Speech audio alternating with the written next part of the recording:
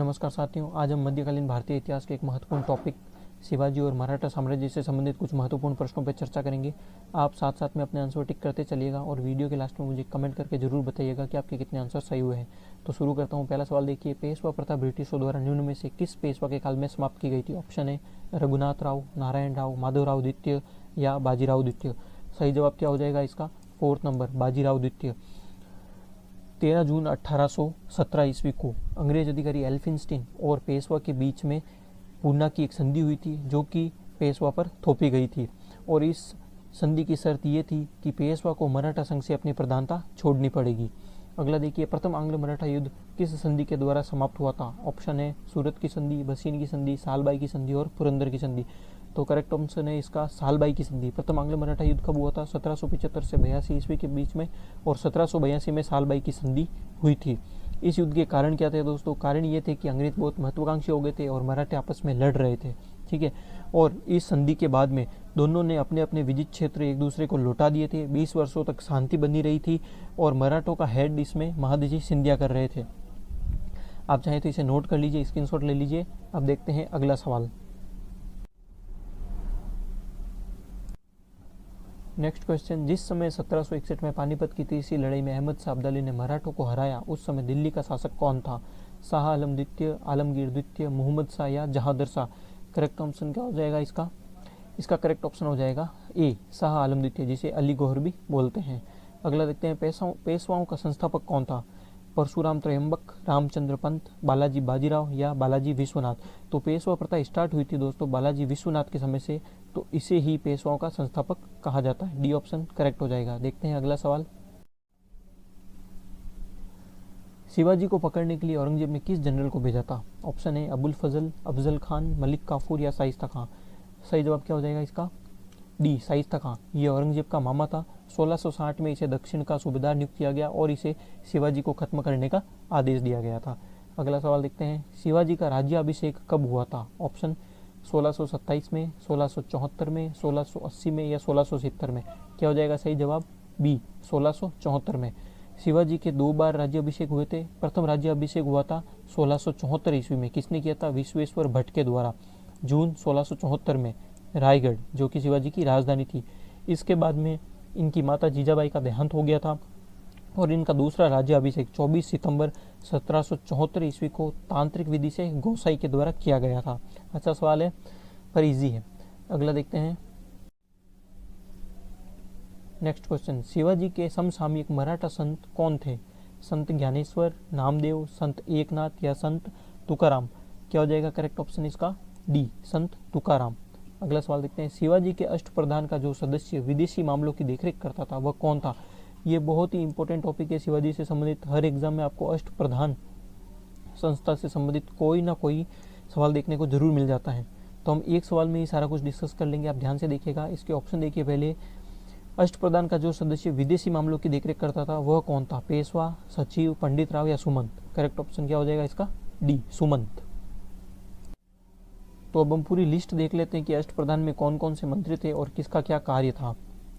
शिवाजी ने राज्य के प्रशासन के लिए केंद्रीय स्तर पर अष्टप्रधान की व्यवस्था की थी। एक तरह से उसकी मंत्री परिषद थी जिसके अंदर 8 मंत्रियों को नियुक्त किया जाता था। कौन कौन से थे? पेशवा था राजा का प्रधानमंत्री। अमात्य, वित्त और राजस्व मंत्री।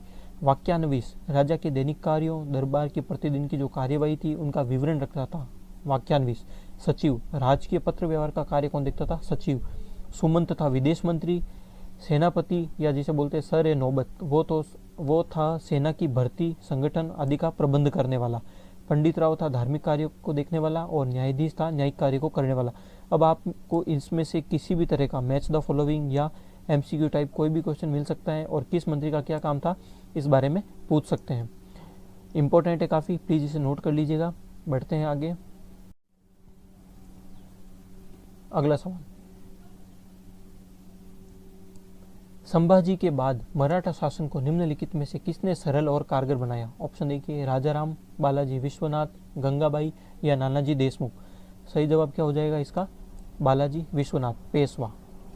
अगला सवाल देखते हैं, शिवाजी के राज्य की राजधानी निम्न में से कहां पर थी? सूरत, ग्वालियर, रायगढ़ या कारवार? पीछे वाले क्वेश्चन में डिस्कस किया था हमने, क्या थी इनकी राजधानी? रायगढ़। अगला सवाल,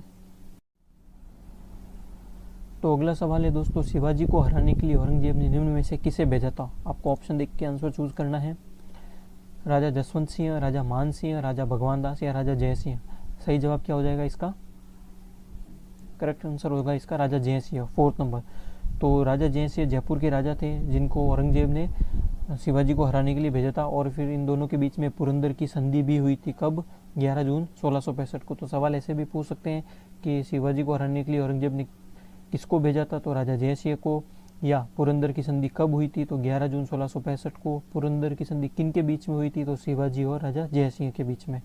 अब अगला सवाल देखते हैं, शिवाजी ने छत्रपति की उपाधि कब धारण की थी? 1675, 1671, 1661 या 1674। क्या हो जाएगा सही जवाब? इसका सही जवाब हो जाएगा दोस्तों डी, 1674, जब इन्होंने अपना राज्याभिषेक करवाया था। अब देखते हैं अगला सवाल। देखते हैं नेक्स्ट क्वेश्चन, शिवाजी ने कितनी बार सूरत को लूटा था? ऑप्शन है 7 बार, 5 बार, 3 बार या 2 बार। क्या हो जाएगा सही जवाब? डी, 2 बार। पहली बार लूटा था फरवरी 1664 में और दूसरी बार अक्टूबर 1670 में। अगला सवाल, नाना फडणवीस का मूल नाम क्या था? या नाना फडणवीस इसमें से किसे बोला जाता था? महादजी सिंधिया को, तुकोजी होलकर, नारायण राव या बालाजी जनार्दन भाऊ। क्या हो जाएगा सही जवाब इसका? डी, बालाजी जनार्दन भाऊ को नाना फडणवीस बोला जाता था। शिवाजी ने मुगलों को किस युद्ध में हराया था? ऑप्शन देखिए, पुरंदर का युद्ध, रायगढ़ का युद्ध, सलहार का युद्ध या सिवनेर का युद्ध।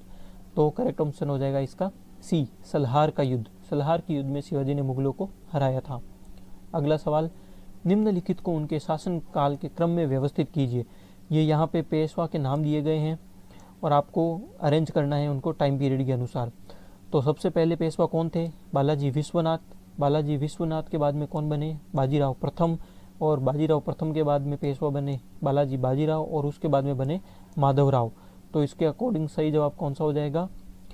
3124, 3124 डी ऑप्शन करेक्ट हो जाएगा इसका। इनका टाइम पीरियड देख लीजिए दोस्तों। बालाजी विश्वनाथ 1713 से 1720, बाजीराव प्रथम 1720 से 1740, बालाजी बाजीराव 1740 से 1761 और माधवराव 1761 से 1772 तक। सबसे अधिक समय तक कौन रहे थे? बालाजी बाजीराव। अगला सवाल देखते हैं। नेक्स्ट क्वेश्चन, निम्नलिखित को सही कालक्रम में रखिए। ऊपर हमने पेशवा देखे थे, अब हम देखेंगे मराठा जो राजा थे उनकी लिस्ट। छत्रपति साहूजी, राजाराम, संभाजी, शिवाजी द्वितीय। तो इनको अरेंज करना है। सबसे पहले कौन थे? संभाजी। उनके बाद में कौन बने? राजाराम। उनके बाद में कौन बने? शिवाजी द्वितीय। और इनके बाद में कौन बने? छत्रपति साहूजी। तो इसका करेक्ट ऑप्शन हो जाएगा 3241, 3241 बी इसका करेक्ट ऑप्शन है। अब इनका टाइम पीरियड देख लीजिए। संभाजी का टाइम पीरियड था 16 जनवरी 1681 से 11 मार्च 1689 तक। उसके बाद में राजाराम 12 मार्च 1689 से 3 मार्च 1700। उसके बाद में शिवाजी द्वितीय 1700 से 1707 और उसके बाद में पुनः 1710 से 1714। और उसके बाद में छत्रपति साहूजी 12 जनवरी 1708 से 15 दिसंबर 1749 तक। अगला सवाल, औरंगजेब की मृत्यु के समय मराठा साम्राज्य किसके नेतृत्व में था? संभाजी, राजाराम, जीजाबाई या ताराबाई। तो इसका सही जवाब क्या हो जाएगा? इसका सही जवाब है दोस्तों ताराबाई। ताराबाई कौन थी? डी ऑप्शन सही है इसका। ताराबाई थी राजाराम की विधवा पत्नी। अगला सवाल, कथन कारण वाले सवाल हैं। ऐसे 2 सवाल हैं। पहला देखिए, कथन है, राज्य के मामले में शिवाजी एक मंत्री परिषद से परामर्श लेते थे और प्रत्येक मंत्री अपने विभाग का स्वतंत्र प्रभार रखता था। तो दोस्तों इसमें ये सही है। राज्य के मामले में शिवाजी एक मंत्री परिषद से परामर्श लेते थे जिसे हमने बोला है अष्टप्रधान, और प्रत्येक मंत्री अपने विभाग का स्वतंत्र प्रभार रखता था। नहीं, ये गलत है। इस अष्टप्रधान मंत्री परिषद का काम शिवाजी को सिर्फ सजेशन देना था। उसको मानना नहीं मानना और अंतिम डिसीजन लेना किसके हाथ में था? शिवाजी के हाथ में था। तो इसका सही ऑप्शन हो जाएगा 3rd नंबर। ए सही है परंतु आर गलत है। अगला सवाल देखते हैं। इसी तरह कथन, मराठा साम्राज्य पेशवा की अध्यक्षता में एक परिसंघ बन गया था। कथन ए, मराठा साम्राज्य पेशवा की अध्यक्षता में एक परिसंघ बन गया था। और कारण आर है कि साहू के उत्तराधिकारी पेशवा की इच्छा पर निर्भर करते थे। तो बिल्कुल सही है, कथन है सही है, और कथन और कारण आर भी सही है, क्योंकि जब से पेशवा पद को प्रधानता मिली थी उसके बाद में पेशवा पद बहुत ही पावरफुल हो गया था, और उसके बाद में पेशवा की शक्ति से ही जो है मराठा राजा की शक्ति होती थी। तो वही डिसाइड करता था कि आगे उत्तराधिकारी कौन बनेगा। तो इसका करेक्ट आंसर हो जाएगा कि ए और आर दोनों ही सही है, और आर ए की सही व्याख्या। पानीपत के तीसरे युद्ध में निम्न में से किसने मराठों को हराया था? ऑप्शन देख लीजिए, अफगानों ने, अंग्रेजों ने, मुगलों ने, रोहिलों ने। सही जवाब क्या हो जाएगा? अफगानों ने। पानीपत का तीसरा युद्ध जो कि कब लड़ा गया था? 14 जनवरी 1761 में अहमद शाह अब्दाली और मराठों के बीच में। ठीक है, अगला सवाल देखते हैं। और इस युद्ध में मराठा सेना का नेतृत्व किया था सदाशिवराव भाऊ ने। अब देखिए अगला सवाल, किसके समय मराठा शक्ति अपने चरम पर थी? बालाजी विश्वनाथ, बालाजी बाजीराव, बाजीराव प्रथम या माधवराव प्रथम? क्या हो जाएगा सही जवाब? बालाजी बाजीराव। बी ऑप्शन इसका करेक्ट है। अगला सवाल, सरंजामी प्रथा किससे संबंधित थी? मराठा भू राजस्व प्रथा, तालुकदारी प्रथा, कुतुबशाही प्रथा, उपरोक्त में से कोई नहीं। तो इसका सही जवाब हो जाएगा मराठा भू राजस्व प्रथा। सरंजामी प्रथा ये थी कि मराठा जमींदारों को उनके जीवन निर्वाह के लिए सरंजामी भूमि दी जाती थी, तो इसी प्रथा को सरंजामी प्रथा कहा जाता था। ये इसकी एक भू राजस्व प्रथा थी। अच्छा सवाल है, अगला सवाल देखिए, नाना साहब के नाम से कौन प्रसिद्ध थे? बाजीराव प्रथम, बालाजी बाजीराव, बालाजी विश्वनाथ या माधवराव? सही जवाब हो जाएगा इसका बी, बालाजी बाजीराव। इन्हीं को नाना साहब कहा जाता था। अगला सवाल है, किस इतिहासकार ने पानीपत की तीसरी लड़ाई को स्वयं देखा था लाइव? खफी खां, काशीराज पंडित, दत्ताजी पिंगले या हरचरण दास? तो इसका सही जवाब हो जाएगा बी, काशीराज पंडित ने। लास्ट सवाल आज का, मोडी लिपि का प्रयोग किसके अभिलेखों में किया जाता था? वोडेयारों के, जमोरिनों के, होयसलों के या मराठों के? तो ये तो थोड़ा कॉमन ही हो जाएगा क्योंकि यही टॉपिक चल रहा है। तो इसका सही जवाब यही होगा दोस्तों, डी, मराठों। याद रखिएगा, मोडी लिपि का प्रयोग किसके अभिलेखों में किया जाता है? तो मराठों के अभिलेखों में। दोस्तों कमेंट करके एक सवाल का जवाब मुझे दीजिएगा कि शिवाजी के गुरु कौन थे? ठीक है, कमेंट करके ये बताइएगा, और इसमें से आपके कितने सवाल हुए ये भी प्लीज़ मुझे बता दीजिएगा।